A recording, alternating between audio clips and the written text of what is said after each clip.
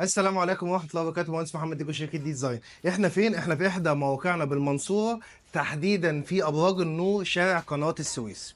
طيب احنا فين؟ احنا في المرحلة الثالثة بالموقع الموجودين فيه. بنركب البورسلين والباركيه. هنيجي ناخد جولة سريعة كده ازاي احنا بنركب البورسلين. معايا في الارضيات هنا بورسلين هندي، الرجالة شغالة معانا بنمشطه بالمادة زي ما حضراتكم شايفين كده. لازم من اهم اساسيات تركيب البورسلين، قلنا كده في كل الفيديوهات بتاعتنا، ان احنا لازم نمشطها بالماده ونعملها بمونه. هل المقاسات ال 60 في 60 120 في 60 تتعمل بمونه عادي وماده؟ مفيش فيها مشاكل. المقاسات اللي تزيد عن كده لازم نمحر الارضيه. هنشوف بقى ازاي هنركب البورسلين. زي ما انتم شايفين كده، اول حاجه قبل ما بيحط البورسلينه لازم يحط المونه، ثم بعد كده يحط الفواصل زي ما حضراتكم شايفين كده، تجهيزا ل ان البورسلينه تيجي تتركب على طول مباشره.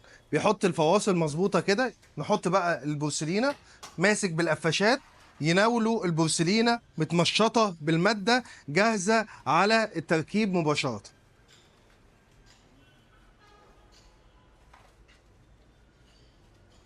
طيب هنتكلم في حته مهمه جدا، ان احنا هنا في الموقع بنشتغل على ميزان ليزر. يفضل ان احنا نشتغل على ميزان ليزر. لو تلاحظوا حضراتكم ان ميزان الليزر موجود، هو هيبدا يشتغل عليه، وبرضه بيشتغل بميزان ميه. الهزاز الكهربي عشان منع انفصال البورسلين، طريقه التركيب الصحيحه، وفي نفس الوقت برضه ميزان الليزر مسلم معاه.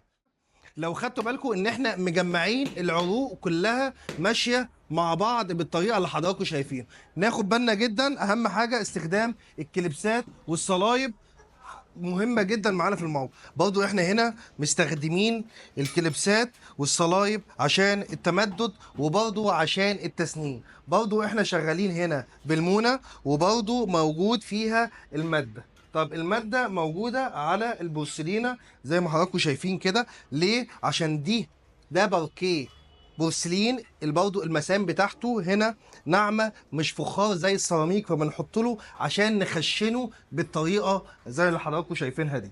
هنشوف طريقة التركيب مع بعض.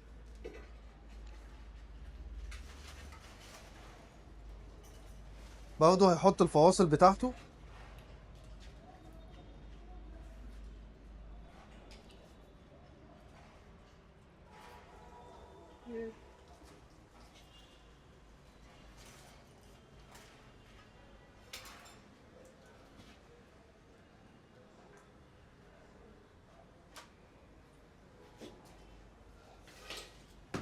اصبح ان هو هيركبها بالطريقه دي عشان حته التسنين اللي بتقابلنا في المواقع ما يبقاش فيه الحته التسنين هنا الموجوده دي.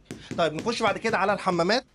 الحمامات برضو هنا بورسلين هندي زي ما حضراتكم شايفين. لسه احنا مش ما سقيناش الحمامات. برضو نفس الموضوع، الكليبسات والصلايب. اصبح ان انت لما تيجي تستلم ما يبقاش فيه تسنين في البورسلين بالكامل.